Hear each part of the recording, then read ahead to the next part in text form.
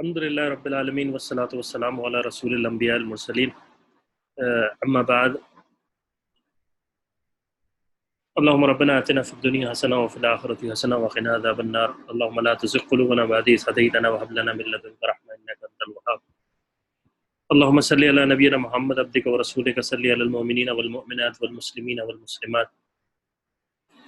الحمدللہ اللہ کے فضل سے ہم نے صرف محض اس کے فضل سے اور کرم سے ہم نے مکی زندگی کا دور جو ہے وہ ختم کر لیا تھا، اور ہم اس اسٹیج پر پہنچ گئے تھے کہ رسول اللہ صلی اللہ علیہ وسلم مکہ مکرمہ سے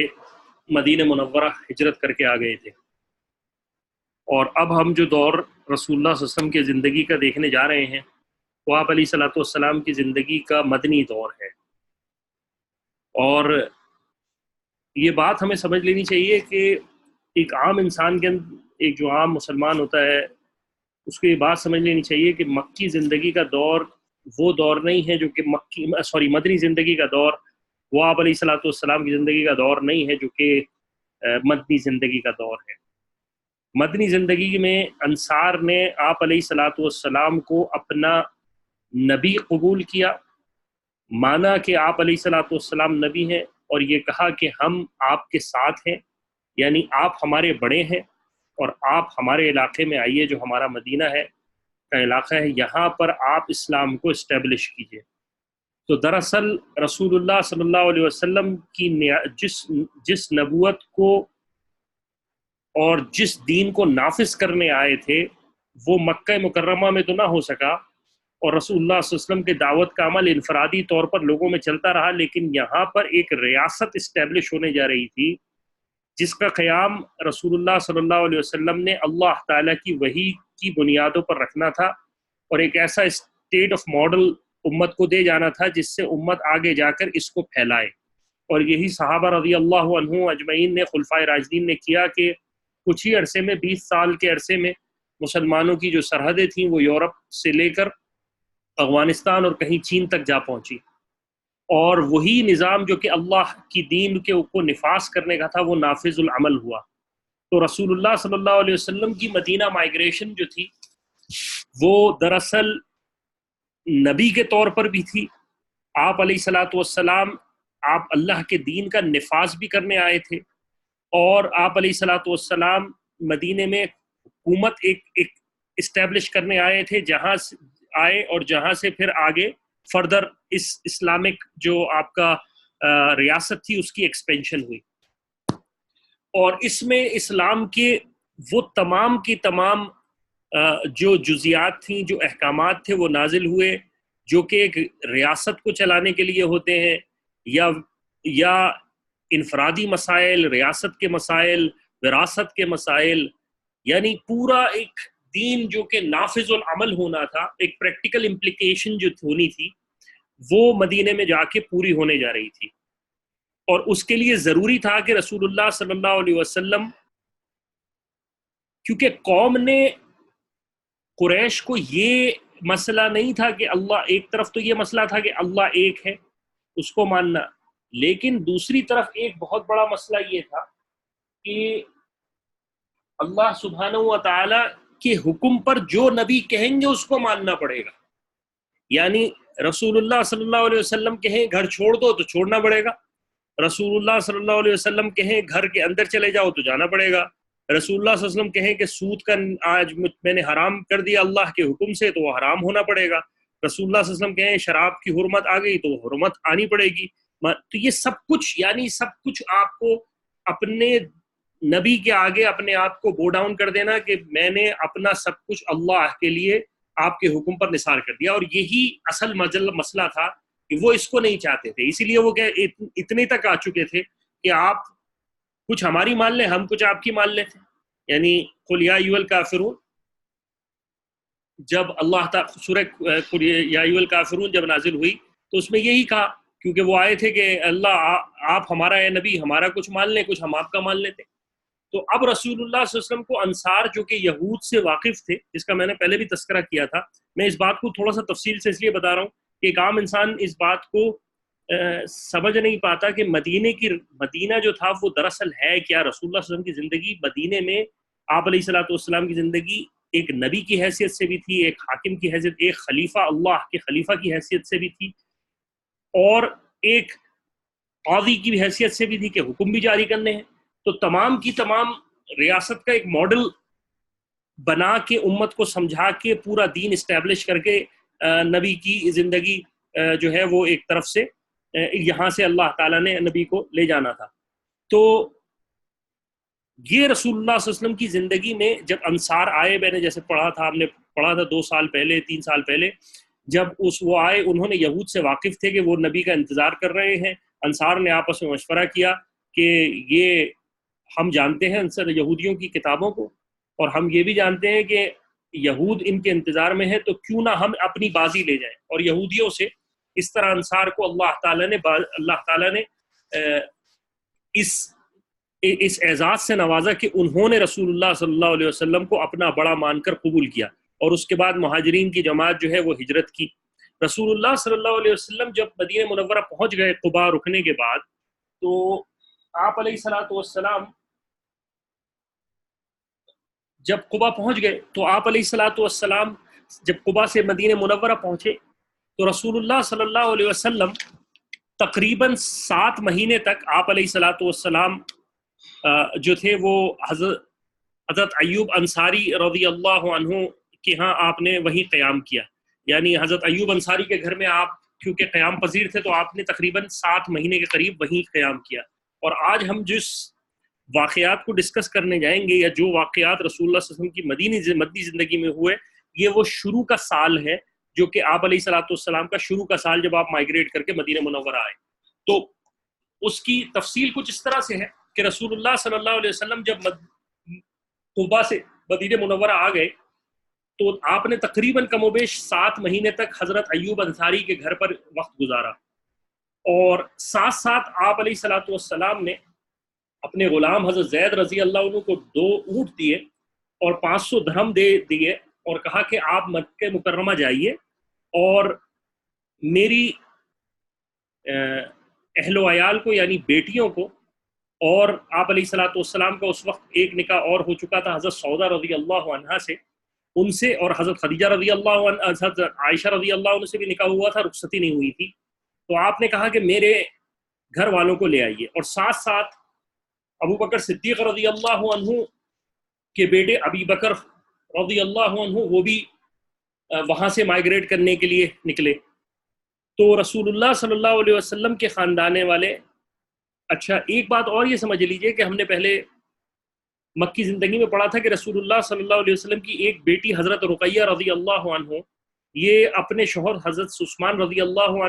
عنہ کے ساتھ، رقیہ رضی اللہ عنہ حضرت عثمان رضی اللہ عنہ کے ساتھ حبشہ ہجرت کر گئی تھی. تو ایک بیٹی تو ہجرت کر گئی تھی، لیکن رسول اللہ صلی اللہ علیہ وسلم کی باقی بیٹیاں سیدنا فاطمہ رضی اللہ عنہا اور ام کلثوم رضی اللہ عنہا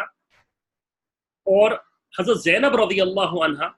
یہ رسول اللہ صلی اللہ علیہ وسلم یہ مکے میں ہی موجود تھی. تو حضرت زید رضی اللہ عنہ جو کہ رسول وسلم کے غلام تھے وہ مکہ پہنچے. مکے پہنچ کر وہ تمام رسول اللہ صلی اللہ علیہ وسلم کے اہل و عیال کو لے کے آ رہے تھے، لیکن رسول اللہ صلی اللہ علیہ وسلم کی جو بیٹی جن کا نکاح مکہ میں ہو چکا تھا حضرت زینب رضی اللہ عنہا، ان کے شوہر نے ان کو آنے نہیں دیا. اور ان کے علاوہ باقی تمام حضرات یعنی رسول اللہ صلی اللہ علیہ وسلم کے باقی تمام اہل و عیال، حضرت سودا رضی اللہ عنہ جو امہات المومنین میں سے ہیں وہ، اور باقی بیٹیاں رسول اللہ صلی اللہ علیہ وسلم کی آ گئیں. اور اس کے ساتھ ساتھ سیدنا ابو بکر صدیق رضی اللہ عنہ کے گھر والے اما عائشہ رضی اللہ عنہ اور اپنے بیٹے کے ساتھ سیدنا عبداللہ بن ابی بکر رضی اللہ عنہ کے ساتھ وہ آ گئے. تو صرف اور صرف زینب رضی اللہ عنہ اپنے شوہر کی وجہ سے نہ آ سکی. جب آپ علیہ الصلوۃ والسلام نے اس درمیان میں جب آپ علیہ الصلوۃ والسلام نے، میں ایک تھوڑی سی سلائیڈ میں سامنے بیچ میں رہ گئی جی، ایک سلائیڈ جو ہے وہ شاید میں بیچ سے مس کر گیا، لیکن بہرحال میں اس کو بتا دیتا ہوں. اسی درمیان میں رسول اللہ صلی اللہ علیہ وسلم کے پاس یہود کا ایک وفد آیا، اور یہود کیونکہ اب ہمیں یہ پتا ہے کہ رسول اللہ صلی اللہ علیہ وسلم کے بارے میں یہود کو بہت پہلے سے پتا تھا، اور رسول اللہ صلی اللہ علیہ وسلم کے وہ انتظار میں تھے، لیکن سبحان اللہ، اللہ تعالیٰ جس کو ہدایت جس کے نصیب میں تھی اور جنہوں نے حق بات کو سامنے دیکھنا چاہا تھا، جس نے قبول کرنا تھا، وہ رسول اللہ صلی اللہ علیہ وسلم کے پاس مسلمان ہو جاتے تھے، اور جن کے دلوں میں کجی تھی اور اللہ تعالیٰ نے ان کے دل نہیں پھیرنے تھے اور ہدایت ان کے نصیب میں نہیں تھی، وہ رسول اللہ صلی اللہ علیہ وسلم کو جھٹلا کے چلے جاتے۔ تو جب رسول اللہ صلی اللہ علیہ وسلم کا مدینہ منورہ آنا ہوا تو قریش کے جو یہودی تھے ان کے تقریباً 3-4 قبائل مدینے کے آس پاس آباد تھے، لیکن اس جو انصار تھے ان کا اثر و رسوخ زیادہ تھا۔ معاف کیجیے گا، میرا تھوڑا سا انٹرنیٹ تھوڑا سا انسٹیبل ہے آج، لیکن اس لیے میں بیچ میں رک جاتا ہوں کیونکہ میسج آ جاتا ہے۔ ہوپ فلی آپ کے پاس آواز ٹھیک آ رہی ہوگی۔ تو یہودی رسول اللہ صلی اللہ علیہ وسلم کے پاس یہود کے کچھ وفد کی آمد ہوئی، کچھ لوگوں کی آمد ہوئی جو کہ یہود کا علم جانتے تھے، ان میں یہود کے علماء بھی تھے اور یہود کے سردار بھی تھے۔ ان میں سب سے پہلے جو شخص تھا وہ، معذرت میں اس کو کوشش کرتا ہوں کہ کسی طرح سے اس کا حل ڈھونڈوں، اگر آپ مجھے 1 منٹ دیجیے، میں نیٹ ورک کو اسٹیبل ہو جائے۔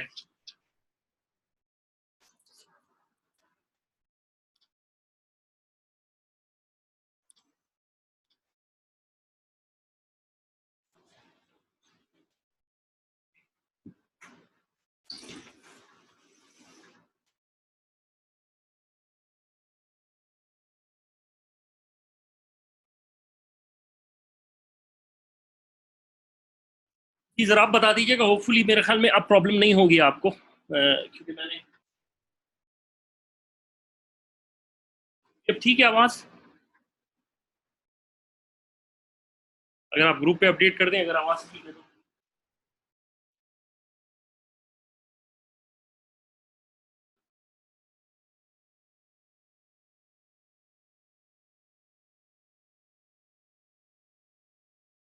جی ابھی بھی انٹرپشن ہو رہی ہے؟ اگر یہ تھوڑا سا بتا دیں۔ جی جی ٹھیک ہے، ٹھیک ہے۔ جی تو میں رسول اللہ صلی اللہ علیہ وسلم کی زندگی کا بتا رہا تھا کہ رسول اللہ صلی اللہ علیہ وسلم کے پاس یہود کے لوگ آئے، اور فتح الباری کے اندر ہے کہ 2 ایک جس میں سردار تھا یاسر بن اخطب، اور ایک اس کا بھائی حی بن اخطب، یہ یہودی تھا۔ یہ دونوں رسول اللہ صلی اللہ علیہ وسلم کے پاس آئے اور کہا کہ آپ لوگوں کو کیا دعوت دیتے ہیں؟ آپ علیہ الصلوۃ والسلام نے اپنی اللہ کا پیغام پہنچایا۔ جب یہ واپس پہنچے تو ان کا جو بھائی تھا حی بن اخطب وہ سردار تھا، تو یاسر نے کہا کہ میرا کہنا مانو تو یہ وہی ہیں جن کی ہم تحقیق کر رہے تھے، لہٰذا ہمارے لیے بہتر ہے کہ ہم ایمان لے آئیں۔ لیکن جو حی بن اخطب تھا اس نے اس کی مخالفت کی اور اس نے کہا کہ نہیں، یہ جھوٹ بول رہے ہیں، یہ نہیں ہے، اس شخص پر شیطان سوار ہے، یعنی میرا جو بھائی ہے اس پر شیطان سوار ہے، اور ہمیں ان رسول اللہ صلی اللہ علیہ وسلم کی اطاعت نہیں کرنی چاہیے۔ اسی طرح ابو ہریرہ رضی اللہ عنہ سے مروی ہے کہ رسول اللہ صلی اللہ علیہ وسلم جب مدینہ منورہ میں تشریف لائے تو یہودیوں کا جو مختلف گروہ اور قبائل آباد تھے ان کا ایک اجتماع ہوا بیت المدارس کے اندر۔ یہ یہودیوں کا ایک مدرسہ تھا مدینے کے اندر، اور وہاں وہ جمع ہوئے اور انہوں نے ایک مشورہ کیا کہ کیوں نہ ہم جا کے رسول اللہ صلی اللہ علیہ وسلم سے ملیں اور رسول اللہ صلی اللہ علیہ وسلم سے کچھ سوالات کریں، اور یہ بھی فتح الباری کے اندر موجود ہے۔ اسی طرح ایک واقعہ یہود کی ملاقات کا یہ ہوا کہ امام بحقی نے اس کو نقل کیا ہے کہ ابن عباس رضی اللہ عنہ سے روایت ہے کہ یہودی رسول اللہ صلی اللہ علیہ وسلم کی خدمت میں اس وقت پہنچا جب رسول اللہ صلی اللہ علیہ وسلم سورہ یوسف کی تلاوت کر رہے تھے۔ اس نے پوچھا، اے محمد، یہ سورت کی تعلیم آپ کو کس نے دی، یعنی آپ کو کس نے پڑھایا؟ آپ علیہ الصلوۃ والسلام نے فرمایا، اللہ نے مجھے اس کی تعلیم دی ہے۔ اس کے بعد اس کو بہت تعجب ہوا، وہ یہودی اپنی قوم کے پاس واپس گیا اور اس نے جا کر یہی کہا کہ یہ جو محمد قرآن پڑھتے ہیں وہ ایسی ہی کتاب مجھے معلوم ہوتی ہے جو موسیٰ علیہ الصلوۃ والسلام پہ نازل ہوئی تھی۔ اور یہود کی ایک جماعت کو لے کر رسول اللہ صلی اللہ علیہ وسلم کی خدمت میں حاضر ہوا، اور ان حضرات نے رسول اللہ صلی اللہ علیہ وسلم کو دیکھ کر پہچان لیا، اور آپ علیہ الصلوۃ والسلام کے دو شانوں کے بیچ میں مہر نبوت بھی دیکھا، اور آپ علیہ الصلوۃ والسلام کی سورہ یوسف کو بھی سنا اور حیران رہ گئے، اور سارے کے سارے اسلام لے آئے۔ یہ فتح الباری کے اندر یہ واقعہ بھی موجود ہے۔ اسی طرح ابو ہریرہ رضی اللہ عنہ سے امام بہقی نے نقل کیا ہے کہ ایک شخص تھا جو کہ یہودی عالم تھا، اس کا نام تھا سوریہ۔ وہ رسول اللہ صلی اللہ علیہ وسلم کے پاس آیا تو رسول اللہ صلی اللہ علیہ وسلم نے اس عالم سے کہا کہ میں تجھے خدا کی قسم دے کر کہتا ہوں کہ سچ سچ بتا، یہ بیان کرنا کہ توریت میں شادی شدہ زنا کرنے والے کے لیے حکم کیا ہے، یعنی جو شخص شادی شدہ ہو اگر وہ زنا کرے، اور جو شخص کوارا ہو وہ زنا کرے، یا کواری ہو وہ زنا کرے، اس کا حکم کیا ہے؟ تو اس نے کہا کہ رجم کا حکم ہے۔ ابن سوریہ نے کہا کہ بے شک توریت میں تو ایسا ہی ہے، اور اے ابو القاسم یعنی رسول اللہ صلی اللہ علیہ وسلم، اہل کتاب اس امر کو خوب پہچانتے ہیں کہ آپ نبی مرسل ہیں، آپ حق بے حق نبی ہیں، آپ کی حق کی صداقت میں کوئی دو رائے نہیں، لیکن وہ آپ سے حسد کرتے ہیں۔ اسی طرح عبداللہ بن احمد روایت کرتے ہیں کہ عبداللہ بن احمد نے اپنی کتاب میں روایت کیا ہے جابر بن سمرہ رضی اللہ عنہ سے کہ ایک اجمی شخص تھا، یہ ایک علاقے کا رہنا والا تھا جس کا نام تھا جرامقہ، ان کو کہتے تھے جرمقانی، یعنی جو جرامقہ علاقہ تھا اس سے اس کا تعلق تھا۔ یہ شخص آیا اور صحابہ سے دریافت کیا کہ وہ جو نبی دعوت دیتے ہیں وہ کون ہیں، اور رسول اللہ صلی اللہ علیہ وسلم وہاں اتفاق سے وہاں موجود تھے۔ انہوں نے کہا کہ میں وہ نبی ہوں۔ تو اس نے کہا کہ میں آپ سے کچھ سوال کروں گا جس سے معلوم ہو جائے گا کہ آپ نبی ہیں یا نہیں۔ پھر اس نے رسول اللہ صلی اللہ علیہ وسلم سے کچھ سوالات کیے، آپ علیہ الصلوۃ والسلام نے ان کو اللہ کی آیتیں پڑھ کے سنائیں۔ تو اس نے کہا واللہ اس قسم کا کلام جو ہے موسیٰ علیہ الصلوۃ والسلام کے پاس تھا۔ تو یہ بہت سارے اسی طرح آپ علیہ الصلوۃ والسلام سے یہود کے لوگ آ کے ملتے رہے، ان میں سے جو جیسے میں نے کہا جن کو اسلام کا شرف حاصل ہو جاتا وہ اسلام حاصل کر لیتے، اور جن کو نہیں ہوتا وہ اسلام کو چھوڑ کر چلے جاتے۔ اسی درمیان میں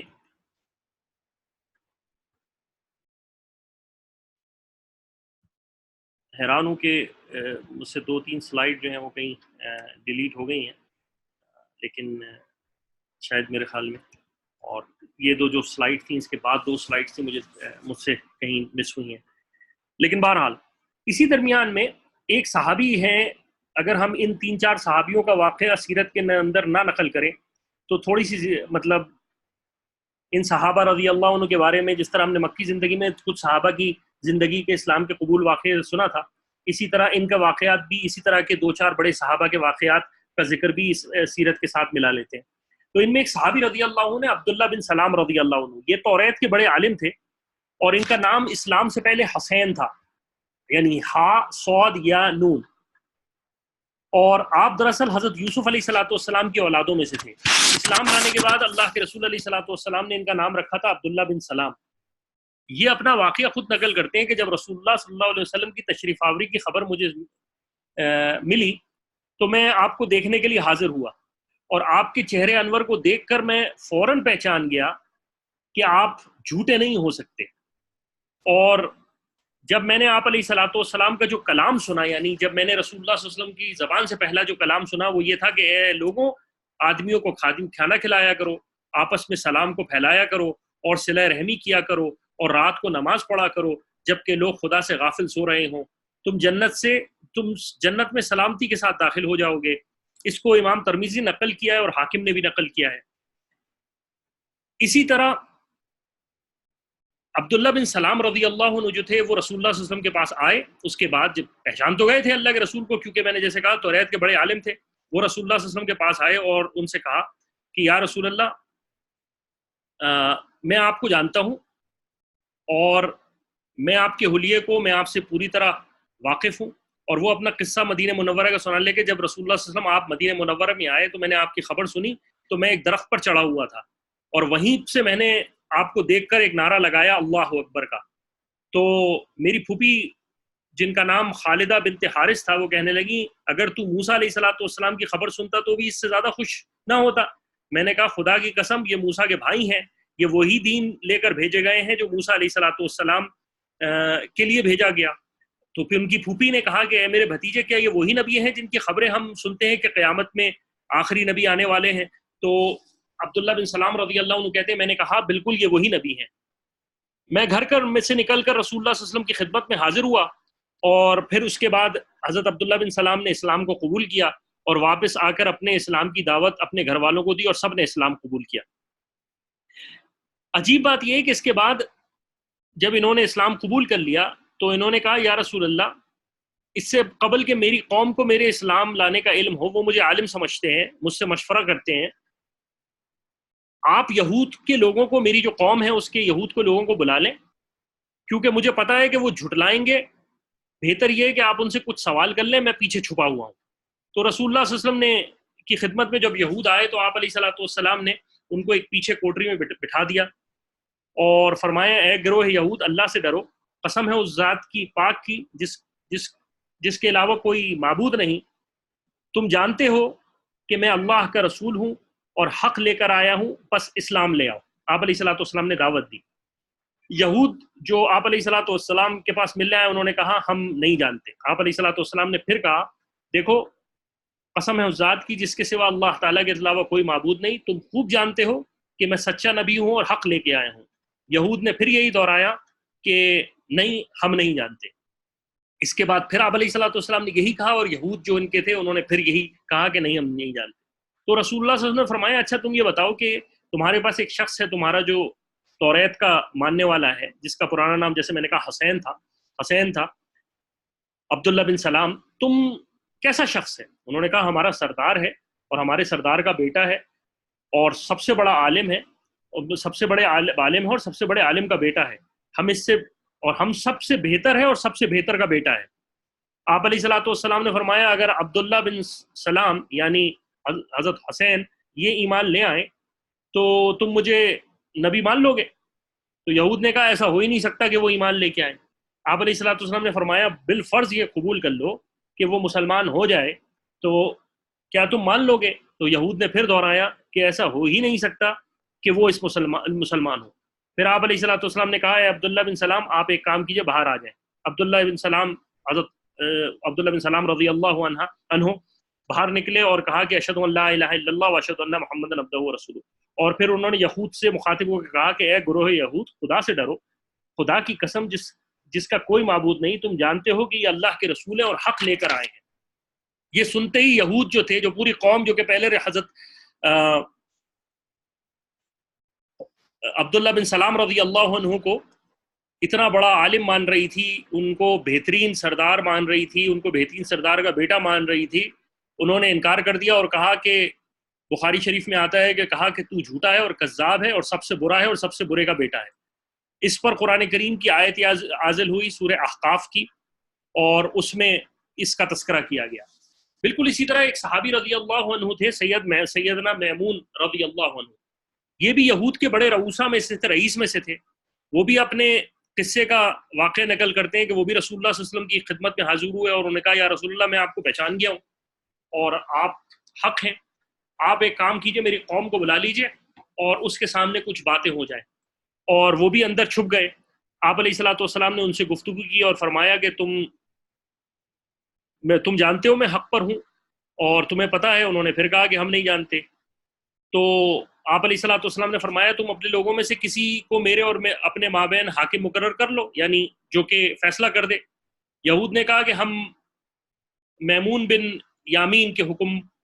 ماننے پر راضی ہیں، یعنی اگر وہ راضی ہو جائے، یہ قبیلے والوں نے کہا اگر یہ وہ راضی ہے تو ہم مان لیں گے۔ آپ علیہ السلام نے آواز دی میمون ذرا باہر آ جاؤ۔ میمون باہر آئے اور آپ علیہ السلام کو کہا کہ یا رسول اللہ میں گواہی دیتا ہوں آپ اللہ کے رسول ہیں۔ لیکن جو یہود کا گروہ تھا، نفاق کیونکہ ان کے اندر کفر بھرا ہوا تھا اور اللہ جیسے میں نے کہا ہدایت ان کے نصیب میں نہیں تھی، حق کو چھپاتے تھے اپنے لیے، تو انہوں نے بھی اس بات کا ماننے سے انکار کر دیا اور یہ بھی اسلام میں نہ داخل ہو سکے۔ فتح الباری میں اس کا واقعہ ہے۔ اس کے بعد ایک واقعہ آتا ہے سیدنا سلمان فارسی رضی اللہ عنہ کا۔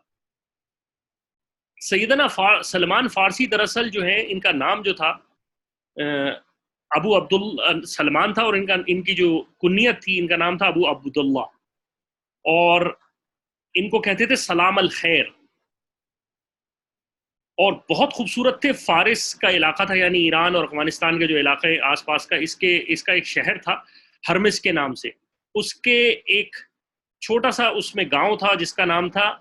قصبہ جی کے رہنے والے، یہ وہاں کے رہنے والے تھے قصبہ جی کے۔ حضرت سلمان فارسی رضی اللہ عنہ جو تھے، وہ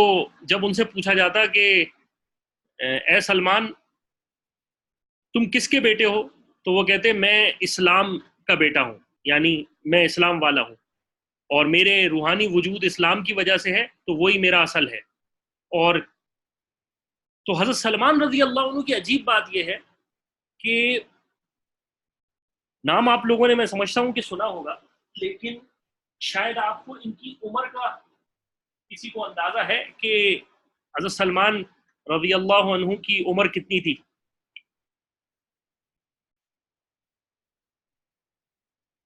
اب آپ لوگوں کو ابھی آواز آ رہی ہے؟ کیونکہ مجھے میسج آیا ہے کہ آواز کی کوئی انٹرپشن ہے، تو ذرا پلیز مجھے بتا دیجیے گا، مجھے بار بار پلٹ کے دیکھنا پڑ رہا ہے، تو ذرا پلیز مجھے بتا دیجیے اگر آواز ٹھیک ہے، کوشش کروں گا اگلی دفعہ یہ انٹرپشن نہ ہو۔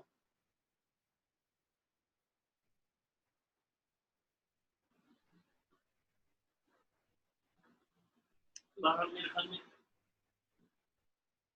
جی ٹھیک ہے۔ تو اب حضرت سلمان فارسی رضی اللہ عنہ کی عمر تاریخ میں مختلف روایات ملتی ہیں۔ ایک روایت میں ہے کہ آپ کی عمر تقریباً 400 سال تھی، اور ایک روایت میں آپ تقریباً 350 سال تک زندہ رہے، اور ایک روایت میں ایک عمر آتا ہے کہ آپ کی عمر بہت زیادہ تھی، اور ایک روایت میں ہے کہ آپ نے سیدنا عیسیٰ علیہ السلام کا زمانہ پایا، یا دوسری ایک روایت میں ہے کہ آپ نے حضرت سیدنا عیسیٰ علیہ السلام کا زمانہ نہیں پایا،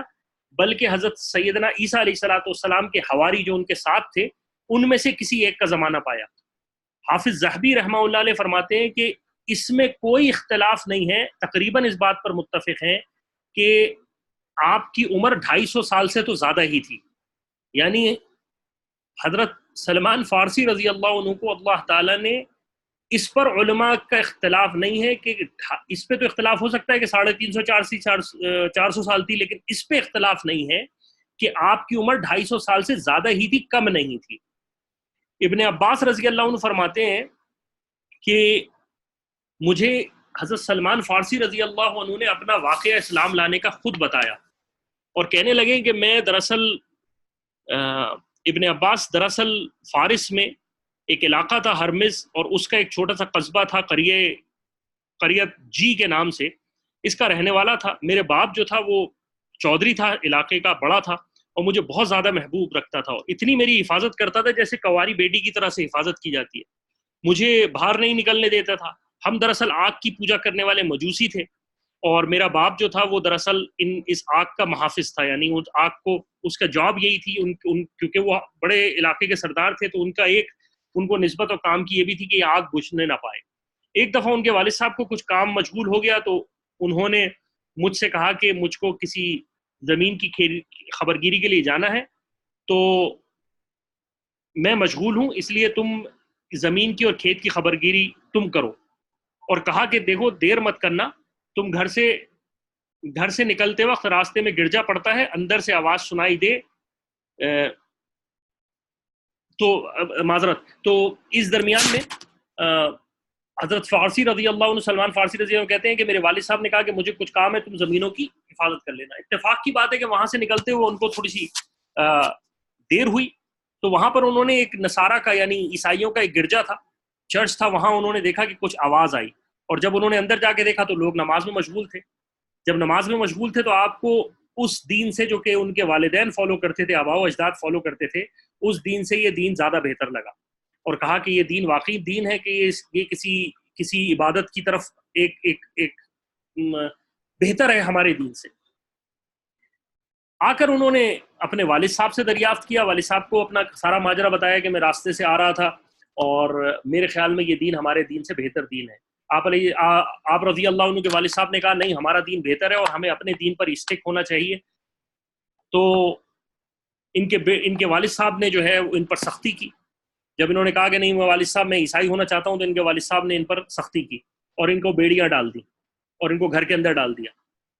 اللہ کا کرنا یہ کہ انہوں نے یہ پیغام جو ہے اپنا پیغام ابن عباس کو کہتے ہیں کہ ابن عباس میرے بیڑیاں ڈلی ہوئی تھی، میں نے وہاں عیسائی جو لوگ تھے ان تک پیغام پہنچایا کہ تم جب اگر کوئی عیسائیوں کا قافلہ آئے جو کہ شام جانے والا ہو تو مجھے بتا دینا، میں کسی طرح سے پہنچ جاؤں گا. تو بہرحال ایک قافلہ آیا ہوا تھا شام کا، تو انہوں نے ان کو بتایا حضرت سلمان فارسی رضی اللہ عنہ کو. انہوں نے کسی طرح سے اپنی بیڑیاں توڑی اور اپنے گھر جو ہے اپنے گھر کو چھوڑ کر شام کے ساتھ قافلے کی طرف نکل گئے، یعنی شام کے قافلے میں جمع ہو گئے. اچھا، اس درمیان میں ہوا یہ کہ جب شام جا کر میں وہاں پہنچے یہ حضرت سلمان فارسی رضی اللہ عنہ، تو آپ نے وہاں شام کے لوگوں سے پوچھا کہ بھائی عیسائیوں میں سب سے بڑا عالم کون ہے؟ لوگوں نے کہا کہ فلاں پادری ہے، تم اس کے پاس چلے جاؤ. اور اس کے پاس آپ پہنچے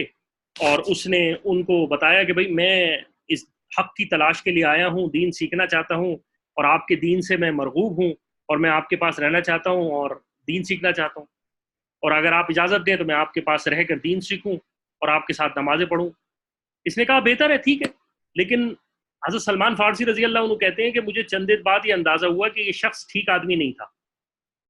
اور کیوں؟ اس کی وجہ یہ کہ جب لوگ آتے تھے تو ان سے یہ کہتا تھا کہ صدقات کرو، خیرات کرو اور پیسے جمع کرو اور مساکین کو دو، اور جب وہ جمع ہو جاتے تھے تو خود اپنے پاس رکھ لیتا تھا. جب وہ مر گیا تو حضرت سلمان فارسی نے لوگوں کے سامنے کہا کہ یہ تمہارا جو شخص تھا نا، دراصل یہ دیندار آدمی نہیں تھا، میں اس کے ساتھ میں نے عرصہ گزارا ہے، اور لوگوں کا جمع کیا ہوا پیسہ اس نے دکھایا. تو لوگوں نے اس کو، بلکہ یہ کہہ لیں کہ لوگوں نے ان کو اس شخص کو دفن نہیں کیا اور اس سے اتنے بددل ہوئے کہ اس کو لے جا کے سولی پہ چڑھا دیا. اس کے بعد حضرت سلمان فارسی کہتے ہیں کہ انہی کی جو حضرت سلمان فارسی رضی اللہ عنہ کہتے ہیں کہ انہی کی قوم جو تھی اس نے پھر مل کے ایک عالم کو چوز کیا جو ان کا بڑا ہو جائے. وہ عالم جو تھا وہ واقعی جو تھا وہ نیک انسان تھا، اور اس نے وہ لوگوں کو جو بات کہتا تھا اسی پر عمل کرتا تھا. اللہ کا کرنا کہ اس کا بھی وقت مرنے کا قریب آ گیا، تو اس نے حضرت سلمان فارسی رضی اللہ عنہ نے کہا کہ مجھے آپ بتا دیجئے کوئی ایسا عالم جس کی خدمت میں چلا جاؤں اور اپنا وقت گزاروں اور ان کے پاس. تو یہ جو یا عیسائی دوسرا عالم تھا، اس نے کہا کہ شہر عموریہ میں ایک عالم ہے، ایک علاقے کا نام تھا عموریہ، وہاں پر عالم ہے، تم اس کے پاس چلے جاؤ اور اس سے علم حاصل کرو. اچھا، جب یہ ان کی وصیت کے مطابق وہ عموریہ کے پاس چلے گئے، جب اس کا انتقال ہونے لگا تو پھر آپ نے ان سے پوچھا کہ بھئی آپ مجھے کسی عالم کا نام بتا دیں. تو اس عالم نے کہا کہ میری نظر میں تو کوئی ایسا عالم نہیں ہے، لیکن میں تمہیں بتا دوں کہ ایک وقت بہت قریب ہے اور ایک شخص آنے والا ہے، ایک نبی آنے والا ہے اللہ کا، جو کہ آخری نبی ہے، جو کہ دین ابراہیمی پر آئے گا، اور عرب کی سرزمین میں جو ایک کھجور والا علاقہ ہے وہاں پر اس کا پیدا وہ عرب کی سرزمین پہ ہوگا اور ہجرت کرے گا وہ مدینے کے اندر، یعنی مدینے کے اندر کا مطلب کھجور والی زمین پر. اور ان کی علامت ان کو کچھ بتائیں، اس میں سے ایک علامت یہ تھی کہ وہ صدقے کا مال قبول نہیں کریں گے، ہدیہ قبول کر لیں گے، اور ان کے دونوں شانوں کے درمیان یعنی مہر نبوت ہوگا، اور تم اگر دیکھو تو پہچان لینا. حضرت سلمان فارسی کہتے ہیں کہ میرے پاس کچھ بکریاں اور گائیں کچھ جمع ہو گئی تھیں، اس درمیان میں زندگی بھر رہا تو اس میں میرے پاس کچھ اثاثہ جمع ہو گیا تھا. ایک عرب کا قافلہ آیا، میں نے ان سے کہا کہ مجھے نخلستان پہنچا دو. تو ان عرب حضرات نے ان سے اس بات پر طے کر لیا کہ یہ گائیں اور بکریاں لے لیں گے اور ان کو مدینہ منورہ پہنچا دیں گے. لیکن عجیب بات یہ کہ جب ایک مقام تھا اس کا نام تھا وادی قرا، یہ وہاں پہنچے تو ان کے ساتھ دھوکے بازی کی اور ایک یہودی کو غلام بنا کر ان کو بیچ دیا. اب اس طرح مختلف ادوار میں حضرت سلمان رضی اللہ عنہ کے حضرت سلمان فارسی رضی اللہ عنہ کہتے ہیں میں تقریباً 10 مرتبہ فروخت ہو گیا، اور فائنلی میں مدینہ منورہ میں پہنچا جہاں پر بنو قریظہ پہ ایک یہودی تھا، اس کے ہاں کام کر رہا تھا. اور جب میں کام کر رہا تھا تو مجھے پتہ چل گیا تھا کہ مجھے خبر ملتی رہتی تھی کہ مکے کے اندر جو ہے وہ ایک نبی آ چکا ہے. اور جب مجھے خبر ملی کہ رسول اللہ صلی اللہ علیہ وسلم ہجرت فرما کر مدینہ منورہ تشریف لائے ہیں اور قباء میں ٹھہرے ہوئے ہیں، تو اس وقت میں کھجور کے درخت پر چڑھا ہوا تھا، تو میں کھجور کے درخت پہ کام کر رہا تھا اور میرا آقا نیچے بیٹھا ہوا تھا، اور ایک اسی میرا جو یہودی آقا تھا اس کا چچا زاد بھائی آیا اور کہنے لگا کہ آج وہ انصاروں کو برباد کرے، آج وہ شخص جس کی وہ پیروی کرنا چاہتے ہیں وہ مدینہ منورہ سے وہ مکہ مکرمہ سے آ گیا اور سارے انصار وہاں جمع ہے اور اس کو پیغمبر مان لیا۔ حضرت سلمان فارسی کہتے ہیں کہ خدا کی قسم جب میں نے یہ سنا تو مجھ پر، میں تو درخت پہ چڑھا ہوا تھا، مجھ پر کپ کپی طاری ہو گئی، اور اگر میں اپنے آپ کو کنٹرول نہ کرتا تو میں اپنے عالم کے، اپنے جو یہودی مالک تھا اس کے پاس نیچے گر جاتا۔ بہرحال وہ نیچے اترے اور اپنے یہودی بھی، یہ دونوں یہودی حضرت سلمان فارسی رضی اللہ عنہ کی حال کو دیکھ کر حیران رہ گئے، اور حضرت سلمان فارسی رضی اللہ عنہ کہتے ہیں میں نے بے ساختہ ایک شعر پڑھا کہ اے میرے دوستوں، خدا کی قسم اب تم سے نہیں رہا جبکہ مجھ کو لیلہ دیدار کا کوئی پہاڑ نظر آ گیا، یعنی میں نے رسول اللہ صلی اللہ علیہ وسلم کا اب مجھے خبر مل گئی ہے تو مجھ سے نہیں رہا جائے گا۔ بہرحال وہ دل تھام کر نیچے اترے، یہودیوں سے جو اپنے مالک تھے ان سے بات ہوئی، جب مالک سے بات ہوئی اور انہوں نے کہا کہ میں، حضرت سلمان فارسی نے کہا کہ میں تو ان کے انتظار میں ہوں اور وہ نبی ہیں، تو حضرت سلمان فارسی کہتے ہیں اس ظالم یہودی نے مجھے اتنی زور سے تماچا رسید کیا اور کہا کہ تو جا کے دفع ہو جا اور اپنا کام کر۔ جب شام ہو گئی اور وہ اپنے کام سے فارغ ہو گئے تو وہ رسول اللہ صلی اللہ علیہ وسلم کی خدمت میں حاضر ہوئے، تو آپ علیہ الصلوۃ والسلام مدینہ منورہ میں قباء کے مقام پر ٹھہرے ہوئے تھے، اور میں نے عرض کیا کہ مجھے معلوم ہوا ہے کہ آپ اور آپ کے رفاقہ کے پاس کچھ نہیں ہے، یعنی حضرت سلمان فارسی رضی اللہ عنہ کیونکہ عالم تھے، ان کو پتا تھا کہ رسول اللہ صلی اللہ علیہ وسلم ہدیہ کو قبول کرتے ہیں، صدقے کو قبول نہیں کرتے، اور آپ کے پاس مہر نبوت ہے تو جو آپ کے شانوں کے پیچھے ہے۔ تو حضرت سلمان فارسی رضی اللہ عنہ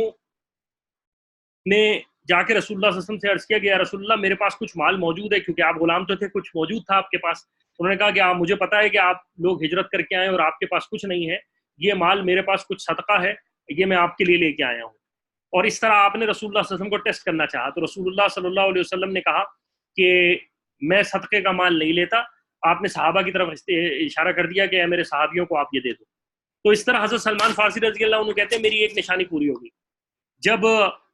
حضرت سلمان فارسی رضی اللہ عنہ دوسرے دن آئے، پھر آپ کے پاس کچھ جمع تھا، تو آپ نے کہا کہ میں پھر رسول اللہ صلی اللہ علیہ وسلم کے پاس حاضر ہوا اور کہا یا رسول اللہ میرے پاس کچھ رقم موجود، کچھ چیزیں موجود تھیں، ابھی بھی کچھ تھی، آپ کیونکہ آپ نے صدقے کا مال قبول نہیں کیا تو میں آپ کے لیے ہدیہ لے کے آیا ہوں، تو آپ نے وہ قبول کر لیا۔ اس کے بعد حضرت سلمان فارسی رضی اللہ عنہ کہتے ہیں ایک دفعہ میں رسول اللہ صلی اللہ علیہ وسلم کہیں بیٹھے ہوئے تھے اور صحابہ رضی اللہ عنہ بیٹھے تھے، تو میں نے پیچھے سے رسول اللہ صلی اللہ علیہ وسلم کو دیکھا، تو مجھے حضرت رسول اللہ صلی اللہ علیہ وسلم کی جو شان مبارک تھی وہ ہٹی، تو آپ کو میں پہچان گیا کہ آپ کی نبوت کا نشان ہے۔ میں نے مہر نبوت پہ بوسہ دیا اور رو پڑا۔ آپ علیہ الصلوۃ والسلام نے فرمایا سامنے آؤ، اور جس طرح تجھے ابن عباس نے اپنا واقعہ بتایا، یہ ساری تفصیل پھر آگے چلتی رہی، اور اس کے بعد وہ ایمان لا کر اپنے آقا کے پاس کام کرتے چلے گئے، اور اس کے بعد جب اپنے آقا سے آزاد ہونے کا مطالبہ کیا تو اس آقا نے کہا کہ جو یہودی تھا اس نے کہا کہ تم 40 اوقیہ سونا ادا کر دو اور 300 درخت کھجور لگا دو، اور جب وہ 12 آور ہو جائیں گے تو تم آزاد ہو جاؤ گے، یعنی اتنی سخت شرط لگائی۔ حضرت سلمان فارسی رضی اللہ عنہ رسول اللہ صلی اللہ علیہ وسلم کے پاس آئے، رسول اللہ صلی اللہ علیہ وسلم نے صحابہ رضی اللہ عنہ سے کہا کہ بھائی اس میرے صحابی کی مدد کرو۔ صحابہ نے چھوٹے چھوٹے پودے دیے، ایک زمین پر آپ نے گڑھے لگا کے وہ پودے لگائے، اللہ کا کرنا کہ وہ کھیت بن گیا۔ پھر اس کے بعد کچھ رسول اللہ صلی اللہ علیہ وسلم کے پاس کچھ مال آیا، اس مال کو دے کر آپ نے اس یہودی کو دیا، اور اس طرح آپ آزاد ہوئے۔ تو یہ رسول اللہ صلی اللہ علیہ وسلم کے ان صحابیوں کا واقعہ ہے جو کہ مسلمان ہوئے اور رسول اللہ صلی اللہ علیہ وسلم کے ساتھ، یعنی رسول اللہ صلی اللہ علیہ وسلم کی تلاش میں تھے۔ اور حضرت سلمان فارسی رضی اللہ عنہ اتنے بڑے صحابی ہیں کہ غزوہ خندق پہ آپ علیہ الصلوۃ والسلام نے ان سے رائے لی تھی، یعنی غزوہ خندق کے موقع پر آپ علیہ الصلوۃ والسلام نے پوچھا کہ اے سلمان فارسی تم بتاؤ، تو آپ نے کہا یا رسول اللہ ہم فارس کے لوگ جو ہیں خندق بنا دیتے ہیں، اور پھر آپ نے ان کے اس مشورے کو قبول فرمایا تھا، اور حضرت سلمان فارسی رضی اللہ عنہ کی ایڈوائس کے اوپر آپ نے پھر خندق بنائی تھی۔ اچھا جی، اس کے بعد رسول اللہ صلی اللہ علیہ وسلم کے واقعہ، ان واقعوں کا میں نے ذکر اس وجہ سے کیا کہ صحابہ رضی اللہ عنہ کی عظمت ہمارے دلوں میں آئے۔ آج ہمیں جو گھر بیٹھ کے ایمان نصیب ہوا ہے، ہمیں اس کی کچھ قدر ہو۔ آج جو ہم مسلمان ہیں، اپنے آپ کو مسلمان کہتے ہیں، اور کتنے ایسے لوگ ہیں کہ جنہوں نے پوری دین کا کام کر کے اتنے وقت گزارے ہیں، آزاد لوگ بک گئے، غلام ہو گئے. تو یہ کوئی قصے کہانیاں نہیں ہیں، یہ دراصل ان لوگوں کے واقع ہیں جبھی اللہ تعالیٰ نے ان سے کہا کہ رضی اللہ عنہ ورضوا عن ذلک لمن خشی ربہ، کہ نہ اللہ کو نہ وہ اللہ سے راضی ہیں اور اللہ ان سے راضی ہے، اور ان کو کوئی خوف بھی نہیں ہوگا. تو اس کے بعد کیونکہ دین کے اندر سب سے امپورٹنٹ چیز کسی چیز کے اسٹیبلش کرنے میں مسجد تھی، تو رسول اللہ صلی اللہ علیہ وسلم نے نماز مسجد کا ارادہ کیا. اس سے پہلے جب مسجد نبوی تعمیر نہیں ہوئی تھی تو علامہ شبلی اپنی کتاب میں لکھتے ہیں کہ رسول اللہ صلی اللہ علیہ وسلم نے ایک مویشیوں کی جو جگہ ہوتی ہے جمع کرنے کی، وہاں پر نمازیں ادا کرتے. آپ علیہ الصلوۃ والسلام نے، جہاں پر آپ کو یاد ہوگا پچھلے ہم نے لیکچر میں دیکھا تھا کہ رسول اللہ صلی اللہ علیہ وسلم کی اونٹنی سب سے پہلے ایک جگہ مدینہ منورہ میں رکی تھی، پھر اس کے بعد ایوب انصاری کے گھر پہ رکی، پھر واپس آ کے ادھر رک گئی تھی. وہ جگہ کا نام تھا ناقہ. یہ ناقہ جو اونٹنی رسول اللہ صلی اللہ علیہ وسلم کی ناقہ تھی، وہ وہاں پر آ کے بیٹھی تھی. اس جگہ کو آپ نے پسند کیا اور آپ نے کہا کہ مجھے اس جگہ پر، رسول اللہ صلی اللہ علیہ وسلم نے کہا کہ ہمیں اس جگہ پر مسجد بنانی ہے. رسول اللہ صلی اللہ علیہ وسلم نے پوچھا کہ بھئی یہ زمین کس کی ہے؟ تو انہوں نے بتایا کہ دو یتیم لوگ ہیں، خرمن سہل اور سہیل، یعنی سہل اور سہیل یہ دو لوگ ہیں، یہ دونوں یتیم ہیں اور ان کی زمین ہے. آپ علیہ الصلوۃ والسلام نے ان یتیموں کو بلایا اور کہا کہ میں اس زمین کو خریدنا چاہتا ہوں. انہوں نے کہا یا رسول اللہ، ہم آپ کو نظر کرتے ہیں اللہ کے لیے کہ آپ اس پہ اللہ کا عبادت خانہ آپ اس پر مسجد بنائیے. رسول اللہ صلی اللہ علیہ وسلم نے اس بات کو قبول نہیں کہا اور نہیں کیا، اور آپ نے ابو بکر صدیق رضی اللہ عنہ کو کہا کہ ابو بکر صدیق رضی اللہ عنہ آپ اس کی قیمت ادا کر دیجئے. اور ایک روایت کے اندر فتح الباری میں آتا ہے کہ ابو بکر صدیق رضی اللہ عنہ نے 10 دینار اس کے مقرر کر دیے. اس کے بعد آپ علیہ الصلوۃ والسلام نے جو زمین تھی اس کو فلیٹ کروانا کو کہا، اور وہاں پر پرانی قبریں تھیں تو ان قبروں کو فلیٹ کروایا گیا اور مسجد کے لیے سطح ہموار کی گئی. اور یہ زمین پر کھجور کے درخت جو تھے ان کو صاف کیا گیا، اور اس کے بعد کچھ کچی اینٹوں سے اور کھجور کے تنے تھے، اس سے جو ہے وہ یہ مسجد تعمیر کی گئی. اور رسول اللہ صلی اللہ علیہ وسلم خود اینٹیں اٹھا کر لاتے اور یہ پڑھتے کہ یہ خیبر کی کھجوروں کا بوجھ نہیں ہے پروردگار، یہی بوجھ سب سے عمدہ اور بہتر ہے. یعنی یہ جو خیبر کی کھجوروں کا جو بوجھ ہے، یعنی تنے وغیرہ جو کھجور کے لا کے رکھتے، تو رسول اللہ صلی اللہ علیہ وسلم تو یہ صحابہ یہ جو ہے نا یہ اشعار پڑھتے. اس کے بعد جو لوگ اس میں مسجد نبوی کی تعمیر میں رہے، اس میں عثمان بن مظعون کر کے ایک صحابی رضی اللہ عنہ ہیں. ان کے بارے میں آتا ہے کہ یہ بہت ہی فطری طور پر نفاست والے تھے اور بڑے صاف ستھرے تھے. جب اینٹیں یہ اٹھا کر لا رہے تھے تو اپنے کپڑوں سے دور رکھتے. تو حضرت علی رضی اللہ عنہ کہتے کہ ان کے بارے میں کہتے کہ وَمَن يَرَ عَن تُرَابٍ حَائِدًا، کہ بطور مزاح اڑاتے. کہ عجب نہیں ہے کہ حضرت علی رضی اللہ عنہ فرماتے کہ یہ بات کہ تمہیں یہ اتنا اینٹیں اٹھا کے لا رہے ہو اور اتنی صاف ستھرائی کی اس پہ تمہیں فکر ہے. اچھا، اس کے بعد روایت میں آتا ہے، احمد کی روایت میں آتا ہے کہ رسول اللہ صلی اللہ علیہ وسلم کے ایک صحابی رضی اللہ عنہ طلق رضی اللہ عنہ بن کہتے ہیں کہ مجھے رسول اللہ صلی اللہ علیہ وسلم نے گھارا گھولنے کا حکم دیا اور میں نے گھارا گھولا. اور اس کے بعد رسول اللہ صلی اللہ علیہ وسلم فرماتے ہیں میں نے عرض کیا یا رسول اللہ میں اینٹیں بھی اٹھا کر لاؤں؟ تو آپ علیہ الصلوۃ والسلام نے فرمایا نہیں، تم گھارا گھولو، تم اس کام سے خوب واقف ہو. یہ مسجد کیا تھی؟ یہ مسجد بہت سادہ سی تھی، جس کے اندر کچھ کچی اینٹیں تھیں، کچھ دیواریں کھجور کے تنوں سے تھیں، شاخوں اور پتوں سے اس کی چھت ڈالی گئی تھی. جب بارش ہوتا تھا تو پانی اندر آ جاتا تھا،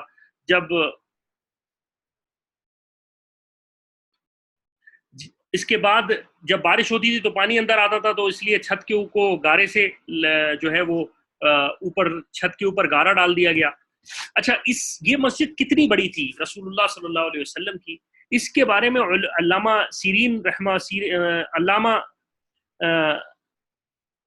علماء کا اس میں اختلاف ہے، لیکن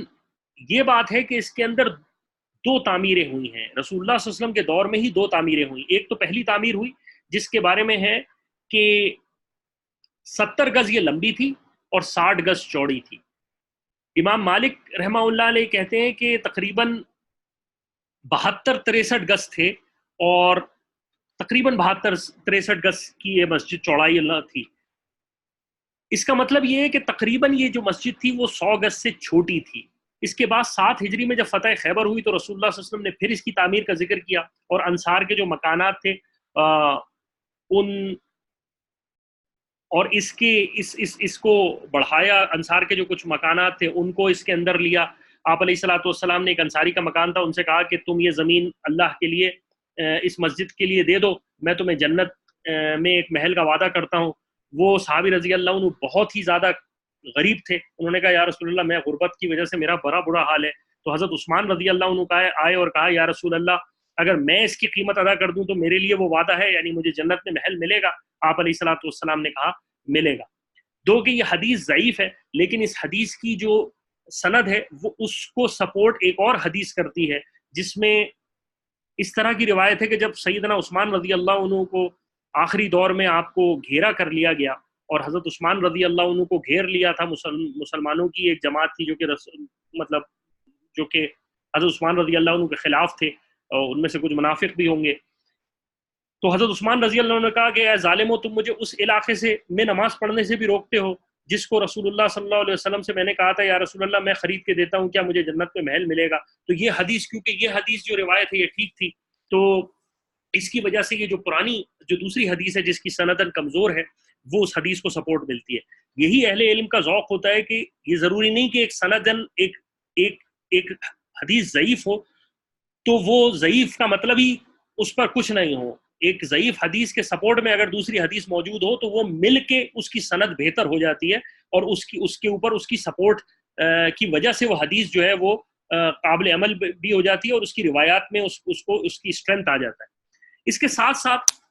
رسول اللہ صلی اللہ علیہ وسلم نے مسجد کی جو تعمیر ہوئی، جیسے میں نے لکھا کہ آپ علیہ الصلوۃ والسلام کی جو مسجد تھی پہلی مسجد نبوی وہ تقریباً 100 گز سے زیادہ نہیں تھی. اس کے بعد جب دوسری تعمیر ہوئی تو اس کو 100 گز سے زیادہ کیا گیا. اسی تعمیر میں رسول اللہ صلی اللہ علیہ وسلم کے گھر بنائے گئے، اور رسول اللہ صلی اللہ علیہ وسلم کے گھر اس وقت آپ علیہ الصلوۃ والسلام کی ایک بیوی حضرت سودا رضی اللہ عنہا اور اما عائشہ رضی اللہ عنہ سے بھی نکاح ہو گیا تھا. تو رسول اللہ صلی اللہ علیہ وسلم کے دو یہ گھر بھی بنائے گئے، اور یہ گھر کیا تھے؟ چھوٹے چھوٹے سے دو گھر تھے جس کے اندر چراغ تک جلتے نہیں تھے، دروازوں پر ٹاٹ کے کمبل پڑے ہوئے تھے، اور ان کا نقشہ اس طرح سے کہہ لیں کہ ایک کمرے سے بھی چھوٹا، یعنی ایک بہت چھوٹا کمرہ جس کے اندر ٹاٹ کا ایک کمبل پڑا ہے اور کھجور کی شاخوں سے یہ گھر بنے ہیں. یہ اس رحمت للعالمین کے گھر تھے جن کو اللہ تعالیٰ نے پوری دنیا کے لیے مبعوث فرمایا تھا. رسول اللہ صلی اللہ علیہ وسلم کی وفات کے بعد ایک خلیفہ آتا ہے ولید بن عبد المالک. اس کے حکم پر یہ تمام حجرے جو تھے وہ مسجد نبوی میں شامل کر دیے گئے. سہل بن خفیف حنیف رحمہ اللہ علیہ فرماتے ہیں کہ کاش وہ حجرے چھوڑ دیے جاتے تو رسول اللہ تو امت دیکھتی کہ اس رحمت للعالمین کے کیا گھر تھے، کہ کتنے سے گھر میں ان رسول اللہ صلی اللہ علیہ وسلم کے آل رہتے تھے اور رسول اللہ صلی اللہ علیہ وسلم کی بیویاں رہتی تھیں.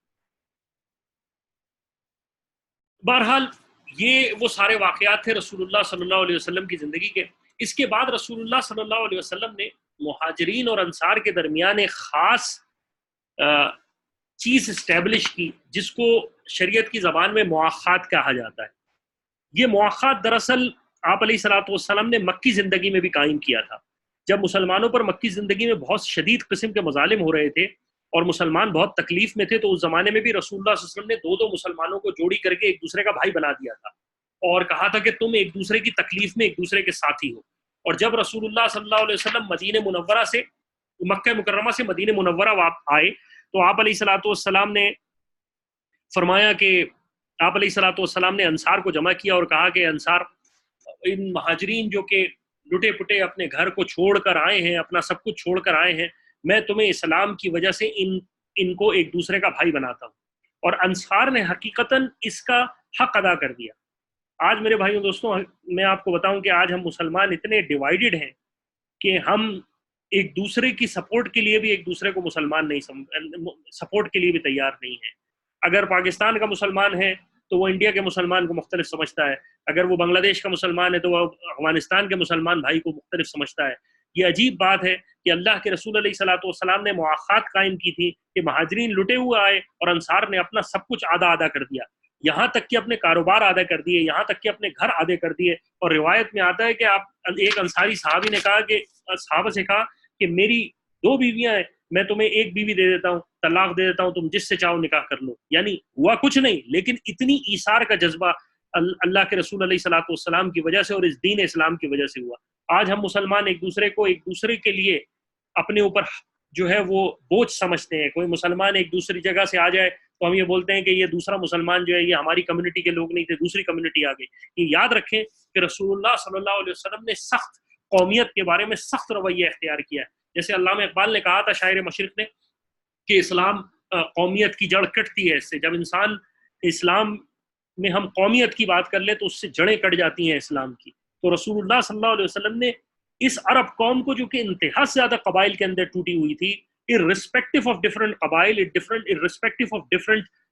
بالکل جگہ کے لوگوں کو ایک ساتھ کر دیا. اور اس محبت کے ساتھ کہ کوئی انصاری اپنے درہم اور دینار میں اپنے مہاجر بھائی کے کو حقدار بغیر سمجھے رہتا نہیں تھا. یعنی یہ حال تھا کہ اگر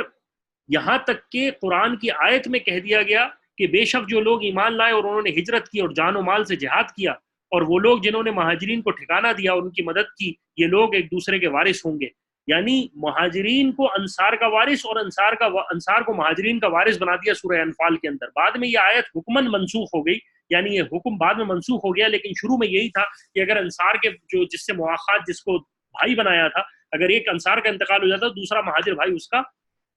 اس کا وارث بن جاتا. اور یہاں تک کہ عبد الرحمن بن عوف رضی اللہ عنہ کے ساتھ جن کا مواخذہ ہوا تھا، یعنی ان کے ساتھ جن کو بھائی بنایا تھا، مواخات کا معاملہ ہوا تھا، انہوں نے کہا اے میرے بھائی میں تمہیں دیتا ہوں سب کچھ. انصار نے کہا کہ میں تمہیں سب دیتا ہوں، میں تمہیں آدھی جائیداد دیتا ہوں، میں آدھا گھر دیتا ہوں، میرے اگر آدھے باغ 2 باغ ہیں تو 1 باغ دیتا ہوں. ادھر مہاجرین تھے، انہوں نے کہا اے اللہ، اے میرے انصاری بھائی، مجھے کچھ نہیں چاہیے، آپ مجھے صرف اور صرف بازار کی رستہ دکھا دو. اور عبد الرحمن ابن عوف کہتے ہیں مجھے صرف بازار کا میں نے رستہ دکھایا، میرے پاس کچھ نہیں تھا، لیکن اللہ تعالیٰ نے دنیا کے بڑے ویلدیسٹ لوگوں میں حضرت عبد الرحمن بن عوف کا شمار کیا. تو کیونکہ نیتیں ٹھیک تھی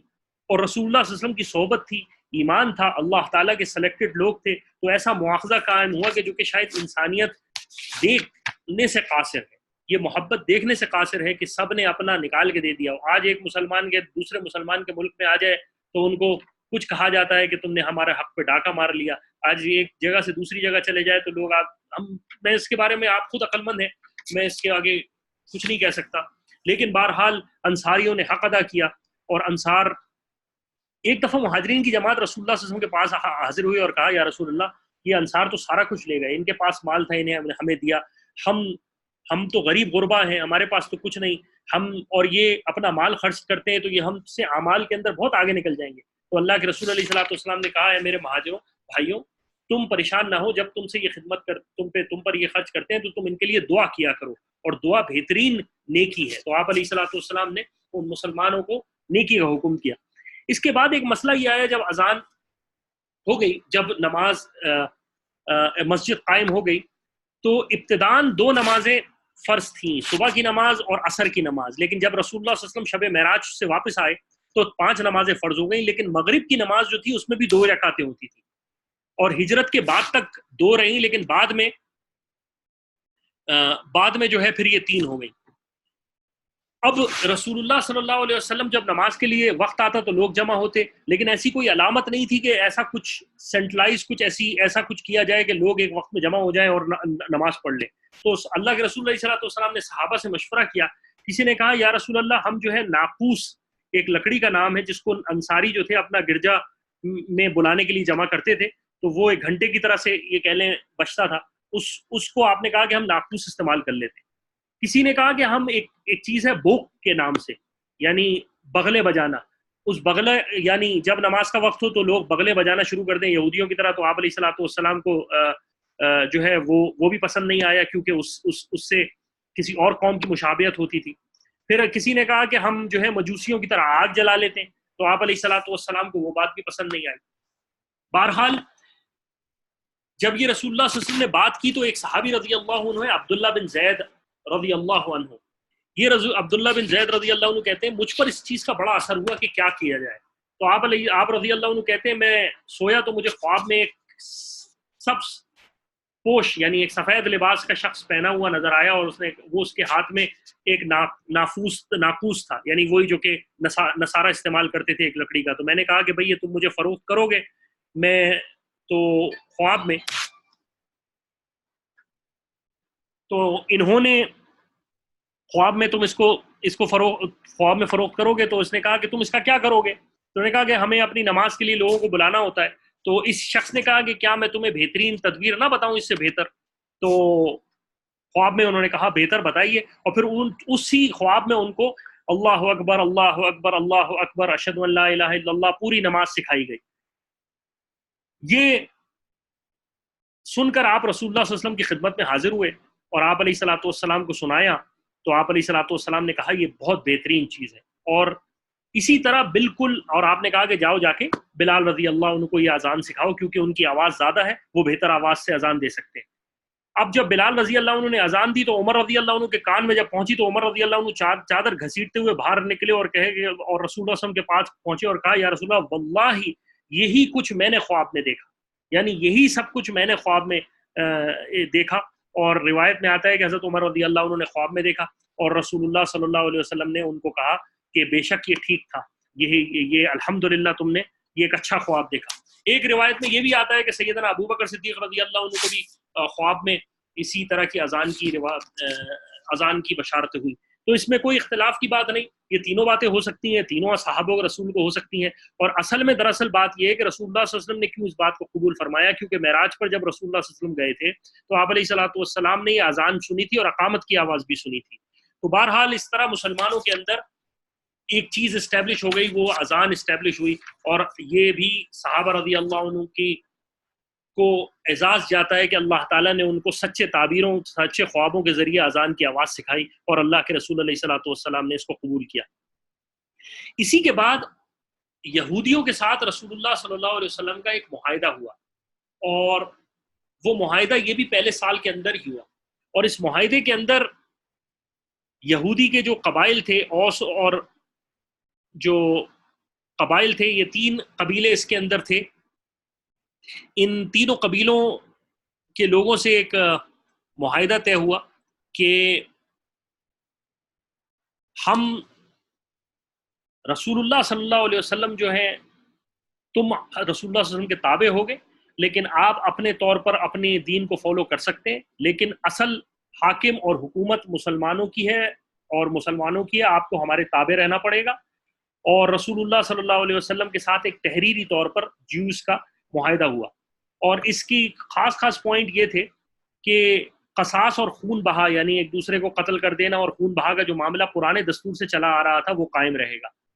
ہر گروہ کو عدل و انصاف کے ساتھ اپنی جماعت کا فدیہ دینا ہوگا، یعنی جس قبیلے کا جو قیدی ہوگا اسی قبیلے کے چھڑانے کے لیے فدیہ اسی قبیلے کے ذمہ ہوگا. اچھا، اس کے بعد کوئی مسلمان کسی مسلمان کو کافر کے مقابلے میں قتل کرنے کا مجاز نہ ہوگا، اور نہ کسی مسلمان کے مقابلے میں کسی کافر کو کسی قسم کی اجازت ہوگی. ایک ادنا مسلمان کو پناہ دینے کا ویسے ہی حق حاصل ہوگا جیسے کہ ایک بڑے مسلمان کو حاصل ہوتا ہے. یعنی یہود کے اندر تو اوپر نیچے کے درجات تھے، اسلام کے اندر ایسی کوئی بات نہیں تھی. جو یہود مسلمان ہو کے تابع رہیں گے ان کی حفاظت مسلمان کے ذمہ ہوگی، ان پر کسی قسم کا ظلم نہ ہوگا، اور ان کے مقابلے میں ان کی دشمن کے مقابلے میں مدد کی جائے گی. اگر کوئی جنگ ہو جاتی ہے تو یہود جان و مال سے مسلمان کا ساتھ دیں گے، اور مسلمانوں کے خلاف مدد کی یہود کو اجازت نہیں ہوگی. یہود اپنے مذہب پر قائم رہیں گے اور مسلمان اپنے مذہب پر قائم رہیں گے. اگر کوئی اجنبی مدینے پر حملہ کرتا ہے تو دونوں ایک دوسرے کو مدد کریں گے. اگر کوئی فریق کسی دشمن سے صلح کرے گا تو دوسرے فریق کو بھی اس صلح میں شریک ہونا لازم ہوگا. یعنی اگر یہود نے کسی کے ساتھ ایگریمنٹ کر لیا تو مسلمانوں کو بھی ایگریمنٹ کرنا پڑے گا. اگر کوئی شخص، کوئی قبیلہ، ایک شرط یہ رکھی گئی کہ اگر تینوں میں سے یہود کے تینوں قبیلے جو ہیں، جن میں بنو قینقاع، بنو نذیر اور بنو قریظہ، یہ تینوں میں سے کوئی بھی اگر معاہدہ توڑنا چاہتا ہے تو وہ اس وقت تک نہیں توڑ سکتا جب تک رسول اللہ صلی اللہ علیہ وسلم سے اجازت نہ لے لی جائے. بہرحال انہوں نے اس معاہدے کو توڑا یا قائم رکھا، اس کے بارے میں تو تفصیل آگے آ جائے گی، کیونکہ ایک جنگ بہت بڑی ہوئی تھی جس میں بنو قریظہ نے آپ علیہ الصلوۃ والسلام کے ساتھ جو ہے وہ بے منافقت کی تھی تو اس کا بیان آ جائے گا. لیکن دراصل یہ معاہدہ یہ تھا کہ یہود مسلمانوں کے تابع ہیں اور ان کو فالو کرنا پڑے گا، بہرحال وہ اپنے دین پر رہ سکتے ہیں. یہ وہ تمام واقعات ہیں جو کہ شروع زندگی میں رسول اللہ صلی اللہ علیہ وسلم کی مدنی کی پہلی سال زندگی کے اندر جو ہیں وہ پیش آئے، اور انشاءاللہ اگر زندگی باقی رہی تو پھر انشاءاللہ اگلے باتوں کو بھی انشاءاللہ ڈسکس کریں گے. اللہ تعالیٰ مجھے بھی اس پر عمل کرنے کی توفیق عطا فرمائے، آپ کو بھی اس پر عمل کرنے کی توفیق عطا فرمائے. جو پڑھا گیا ہے، سنا گیا ہے، جس میں جو کوئی غلطی ہو گئی ہے تو یا اللہ معاف فرمائے، ہم خطا کار ہیں. اور آپ کی اس محنت کو، آپ کا اس آنے کو اور آپ کے اس سننے کو قبول فرمائے. اللہ تعالیٰ ہماری بھی لرزشیں معاف فرمائے، میں گناہ گار انسان ہوں، اور آپ حضرات کی بھی تمام کی لرزشیں معاف فرمائے. اللہ تعالیٰ ہمارا خاتمہ ایمان بالخیر فرمائے. جزاکم اللہ خیر و خیر الجزا. انشاءاللہ اگلی پھر وہی 2 ہفتے بعد ہم رسول اللہ صلی اللہ علیہ وسلم کی زندگی کے پہلے یہ سال کے بعد اب اگلے جو 2 سال ہیں اس کو ڈسکس کریں گے اور اس کے اندر تفصیل سے بات کریں گے. جزاکم اللہ خیر و خیر الجزا.